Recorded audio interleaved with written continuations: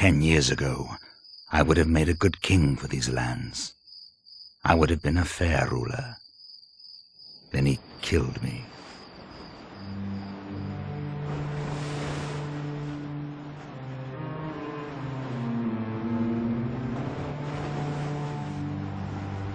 I would have made a good king. Now, I'm not so sure. Maybe, instead, these lands will suffer. I have assembled allies, the sons of my old compatriots, the rat, the pig, and the jackal sent to me from the east by those same men who healed my bones. We're going to take these lands back, piece by piece, body by body, if we must. But above all, the boy. He won't know me, won't know that I'm alive, and that I'm coming for him. He won't know until it's too late.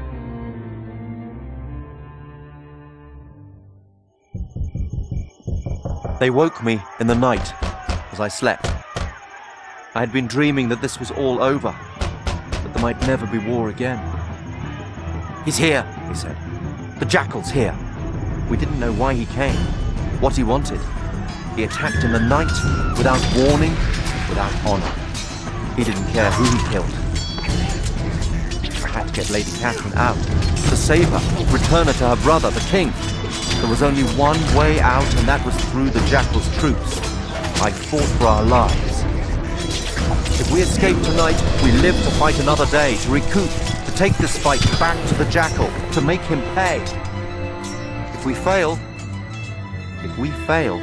this whole land is doomed. They escaped. I sent my men after them, but they found horses and rode as fast as they could. The jackal spoke to me, tail between his legs. They escaped, he said, but the castle is rubble. He said that they fled along the riverbank. I sent my spies to find them. They tell me that there are scattered troops there, gangs of peasants playing at being soldiers, who would attempt to defy me. They tell me that the boy is working with them. They try to cut my armies off, to stop them destroying more of this accursed country. My spies ask me if they should attack. End it all now. Kill him. I tell them to wait for my army to arrive. I don't want to lose this fight, not after waiting for so long. I tell them that I want to see him suffer. We thought that we were safe. They came at dawn, and they surprised us. We thought that we were hurting them, and we were. We had 3 of these forts to escape to just for this sort of occasion. We had to prepare defenses, build walls, fortify ourselves in order to hold off the jackal's forces. We ran. Many men died that day, so many that I lost count. Eventually we found a village, and they helped us as much as they could. Word reached us that the king had been killed, slain by the jackal's men in his own castle. I comforted Lady Catherine as best I could, knowing that she must be protected. She was the heir to the throne, our best hope for peace. And yet, there was no time to rest. The people of the village needed our help.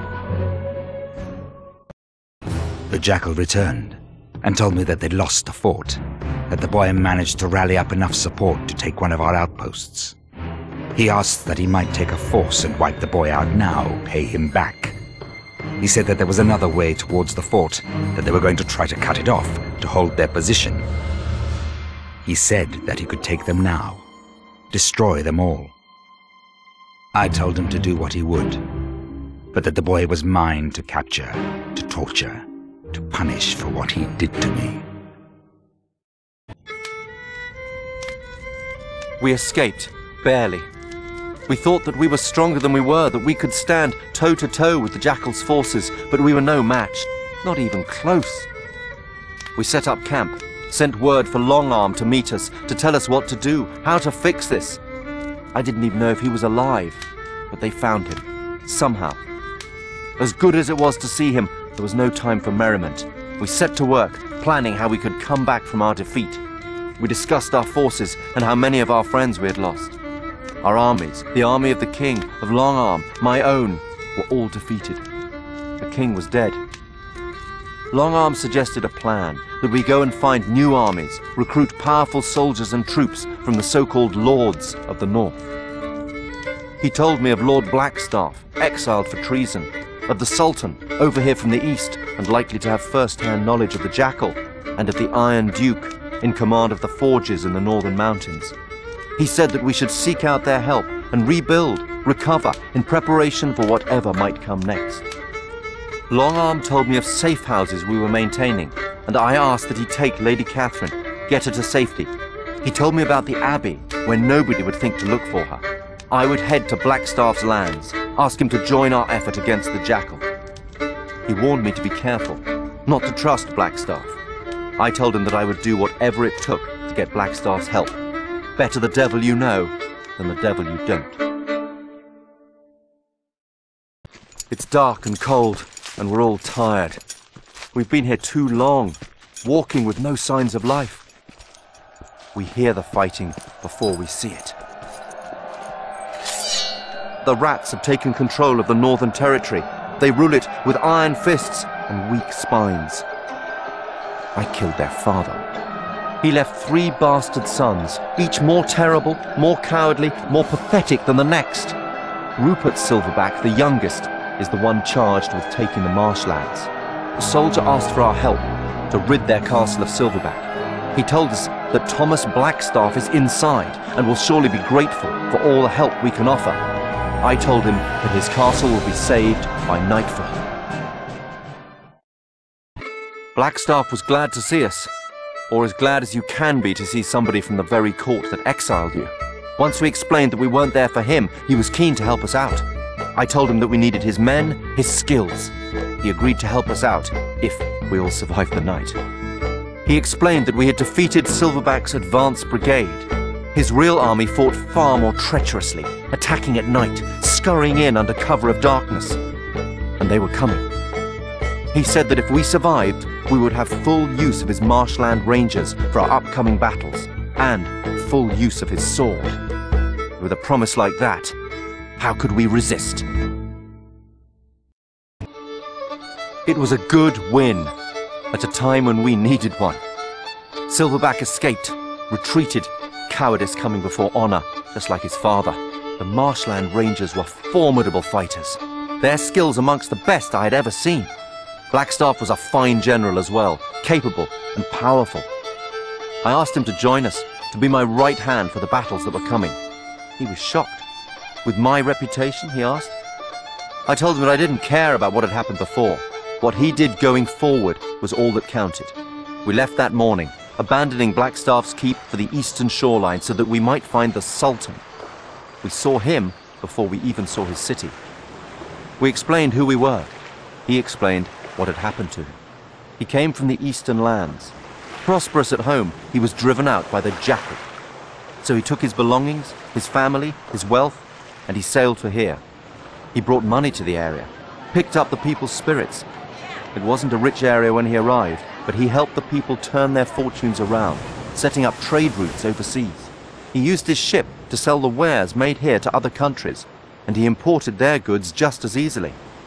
Then Greytail came, the second son of the rat. He heard about the Sultan's good deeds and decided to turn them to his advantage. He invaded the city. He killed all the Sultan's most trusted men, stole the city's resources.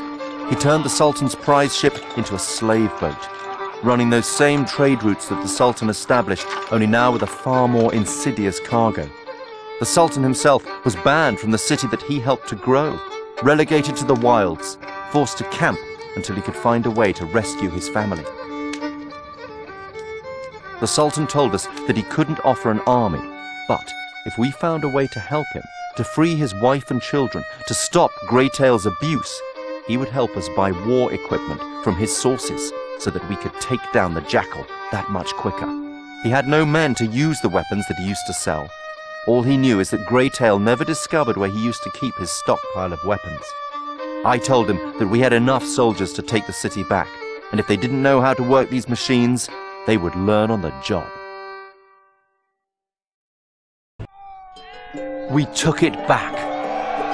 The Sultan was reunited with his family, his business re-established, his people returned to their independence.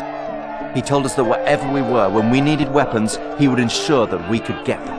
"I'll always give you a good price," he told us, and he was good to his word.